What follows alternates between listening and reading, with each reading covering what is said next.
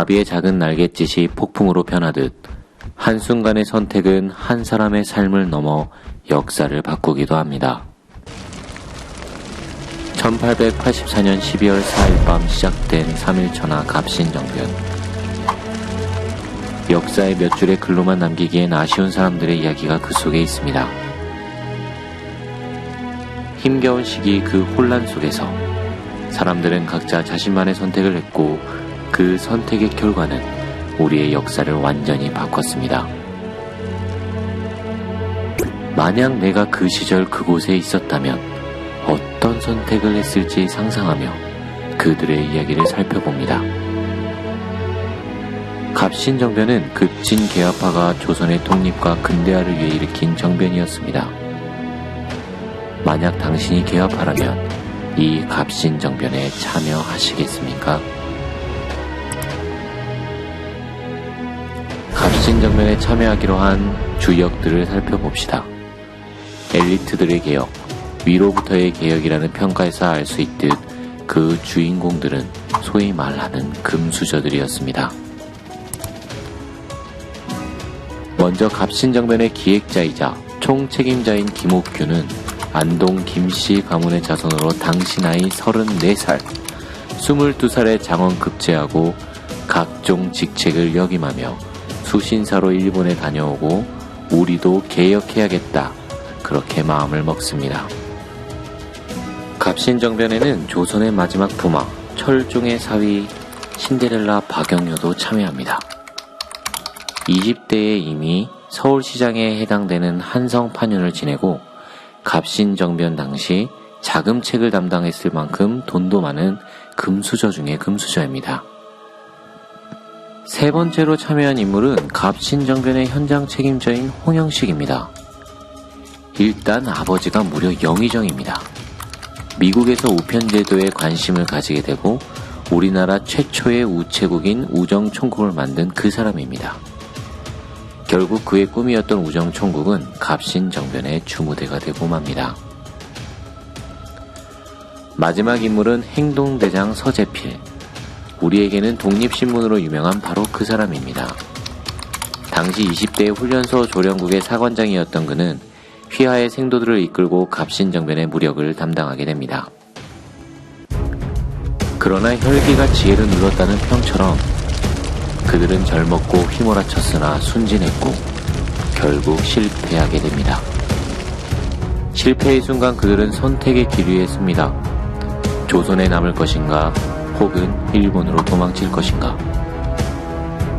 홍영식은 남기로 선택합니다. 그러나 갑신정변은 영모로 처리되었기에 조선에 남은 홍영식을 포함한 그들의 가족과 관련자들은 모두 죽거나 자살합니다. 일본으로 간 사람들은 어떻게 되었을까요? 그들에게는 또 하나의 선택이 기다리고 있었습니다. 미국인가 일본인가.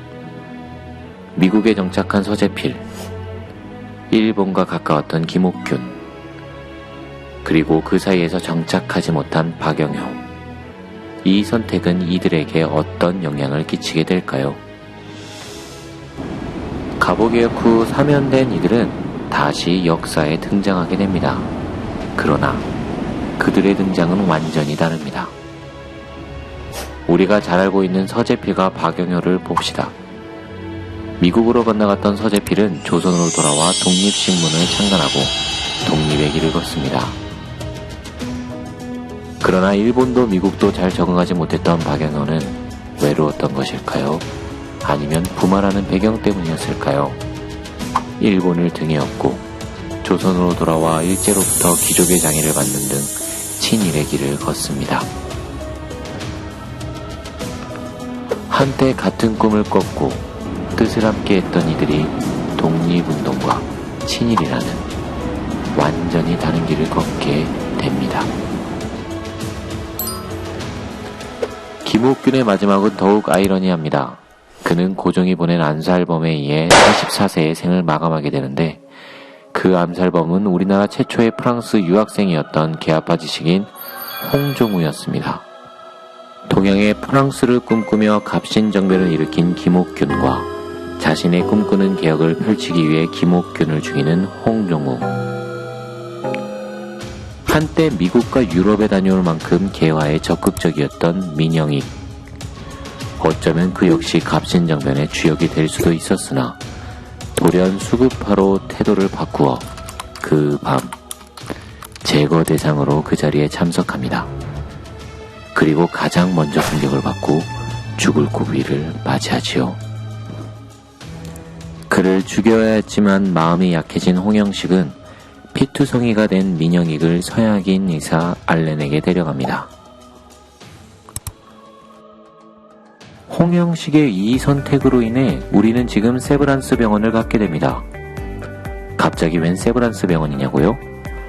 미국인 의사이자 선교사였던 알렌은 민영익을 성공적으로 치료하게 되며 왕실의 의사가 됩니다. 그로 인해 알렌이 설립했던 병원이 바로 제중원. 이는 훗날 세브란스 병원의 모체가 됩니다. 병원만 설립한 것은 아니었습니다. 알렌은 이후 조선과 미국의 연결고리가 되어 조선의 각종 이권을 미국으로 넘겨주는 역할을 하게 됩니다. 갑신정변은 시간으로만 따지면 고작 46시간에 불과합니다. 그러나 단지 청나라의 개입이 거세졌다는 한 줄로 그치기에는 많은 역사를 바꾸게 되지요. 서재필이 조선에 남기로 결정했더라면, 알렌이 민영익을 고치지 못했더라면, 결국 역사는 사람과 사람들의 일, 그 속에서 사람들의 선택들이 역사를 만들어 나가고 있습니다.